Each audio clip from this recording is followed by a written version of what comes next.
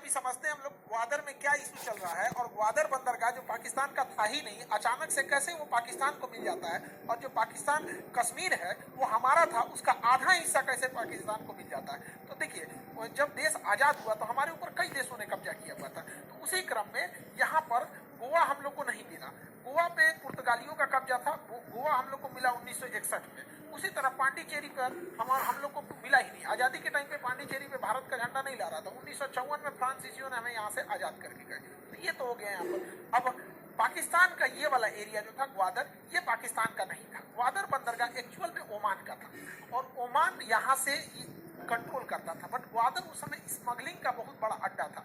1945-50 के आसपास जब हमें आजादी मिली थी, तो पूरी उस समय दो जगह सबसे ज्यादा स्मगलिंग होती थी, एक ग्वादर में और दूसरा सिंगापुर में।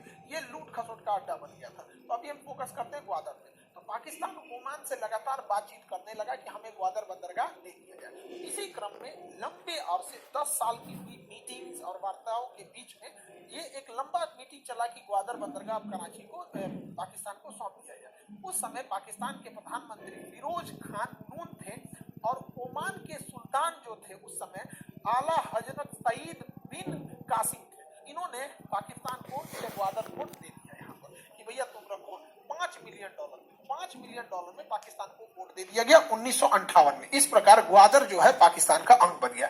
पाकिस्तान इस ग्वादर बंदरगाह को डेवलप कैसे करे, तो पाकिस्तान के पास यहाँ पे ऑलरेडी था कराची बंदरगाह, और उस समय मुंबई यहाँ पे भारत का सबसे बड़ा बंदरगाह था। तो पाकिस्तान का सारा लोड पड़ गया इसके कराची बंदरगाह पे, और भारत का सारा लोड बन गया मुंबई पे।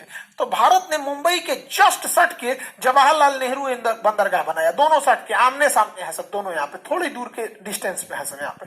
तो देखा देखी पाकिस्तान ने भी कराची बंदरगाह के बगल में एगो बना दिया, मोहम्मद बिन कासिम बंदरगाह यहाँ पर। इसके बाद पाकिस्तान को लगा कि नहीं, हमें अब डेवलप करना चाहिए ग्वादर बंदरगाह को। तो ये ग्वादर बंदरगाह को डेवलप करने के लिए कराची सिंगापुर से समझौता किया, और सिंगापुर ने इस पे लीज लिया कि हम इसे डेवलप करेंगे। लेकिन सिंगापुर 3-4 साल तक कोई डेवलपमेंट यहाँ किया ही नहीं। तो सिंगापुर के ऊपर फाइन भी लगाया गया यहाँ पर, और फाइनली सिंगापुर से इस डील को कैंसिल करके चाइना को इस डील में बुलाया गया।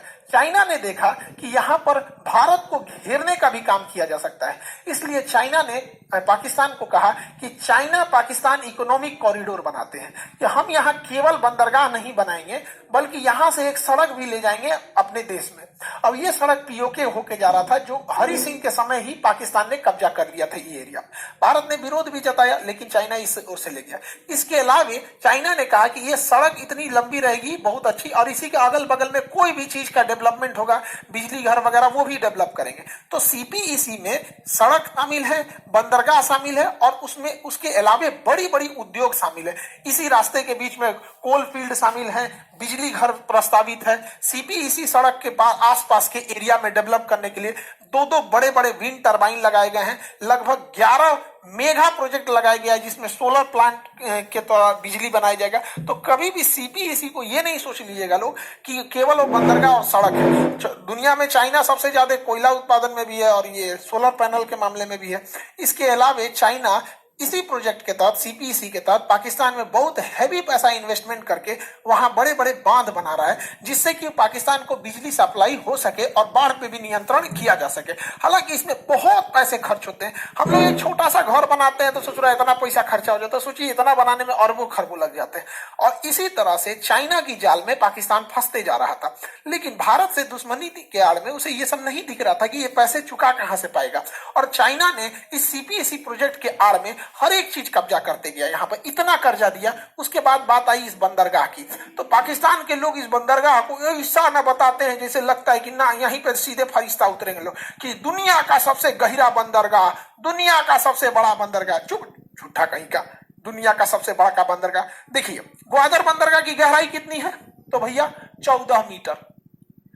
दुनिया का सबसे गहरा बंदरगाह 14 मीटर। भाई एम्स्टर्डम बंदरगाह जाओ, 80-80 मीटर गहरा है, 14 मीटर जाएंगे। अडानी का बंदरगाह, मुंद्रा बंदरगाह, अदानी का मुंद्रा बंदरगाह, इनसे ज्यादा गहरा है, 16 मीटर है।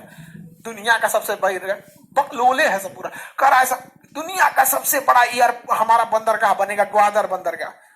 3 गो बर्थ है, 3 गो प्लेटफॉर्म, जैसे रेलवे जहां लगती है प्लेटफॉर्म बोला जाता है, ट्रेन लगती है, तो पानी वाली जहाज रहती है बर्थ। ससुरा कहीं का 3 गो प्लेटफॉर्म बना, कहेगा दुनिया का सबसे बड़ा है। 3 गो बर्थ है यहाँ पर, 3 जगह जहाज लगती है, 3 गो बर्थ है। जबकि अडानी जैसा एक कंपनी है, उसका मुंद्रा बंदरगाह पे 30 गो बर्थ है। तो अडानी को भी चिल्लाइबे नहीं करता है कि हमारा सबसे बड़का, बिना मतलब खुश हो जाते हैं। अभी 1947 में जीता है सब पाकिस्तान वाला। सिंगापुर में 250 बर्थ है, 250 जहाजें एक साथ लगती है, हल्ला करता है। मकलोल है ससुराल, सब कुछ हल्ला कर देता है। लेकिन हाँ, ग्वादर बंदरगाह की एक ही चीज अच्छाई है कि वह स्ट्रेटेजिक रूप से बहुत महत्वपूर्ण जगह पे उसका लोकेशन है। इसलिए भारत इसे काउंटर करने के लिए इससे 170 किलोमीटर की दूरी पर चाबहार बंदरगाह डेवलप कर रहा है। और यहाँ से जाहेदान तक रेलवे लाइन से हम लोग कंधार काबुल तक भले पहुंच सकते हैं, इसी के पैरेलल जा सकते हैं। हालांकि वहां पे भी देख रहे हैं तो अफगानिस्तान में तालिबान आ गया तो प्रोसेस थोड़ा डिले हो गया। तो ये हो गया आपका ग्वादर बंदरगाह। यहाँ पर पाकिस्तान इस सीपीईसी प्रोजेक्ट में, जिसमें ये बंदरगाह भी शामिल था, ये सड़कें भी शामिल थी, इसके अलावे बिजली घर, पन बिजली परियोजना, thermal power plant, solar power plant, industrial area, multinational cities कई जो बनाया गया था, उसके लिए पाकिस्तान ने चाइना से कर्जा लिया। 5 लाख करोड़ रुपया कर्जा लिया। इस ऐसा में कर्जा लिया ऐसा कि जीरो लिखते लिखते गायब हो जाएगा। और चाइना को ये बात पता था कि इन लोग से कहियो 5 लाख रुपया कर्जा नहीं दिया पाएगा तो ये बंदरगाह हथिया लेगा। जैसे श्रीलंका नहीं दे पाया तो चाइना ने कहा ठीक है मत दो श्रीलंका, हमारा तुम्हारा ये हम्बन टोटा बंदरगाह हम 99 साल के लिए ले लेते हैं। वैसे ही इन लोगों से भी नहीं दिया पाएगा पैसा कहियो तो इन लोग से भी कहेगा ठीक है हम तुम्हारा ये ग्वादर बंदरगाह ले लेते हैं, भूत उतर जाएगा इन लोग का। 5 लाख करोड़ कर्जा लिया है। अच्छा, इसके पास विदेशी मुद्रा कितना है, इसके पास पैसा कितना है? पाकिस्तान के पास 40,000 करोड़। पाकिस्तान के पास है कितना? 40,000 करोड़। कर्जा ले ले 5 लाख करोड़ का, केवल सीपीईसी के लिए कर्जा लिया है 5 लाख करोड़ का। अभी दुनिया से अलगे लिया है 40,000 करोड़। बिहार राज्य का शिक्षा बजट है 40,000 करोड़। हमारे बिहार में, भारत में नहीं, केवल बिहार में मास्टर लोग की सैलरी, मिड डे मील, सरकारी योजनाओं में जो शिक्षा बजट है वो 40,000 करोड़ है। अभी पाकिस्तान वाला कैसे, तुमसे बस का नहीं है, चलो होली खेल लो, चलो तो होली खिला दी यहाँ पे, हैप्पी होली, जाओ।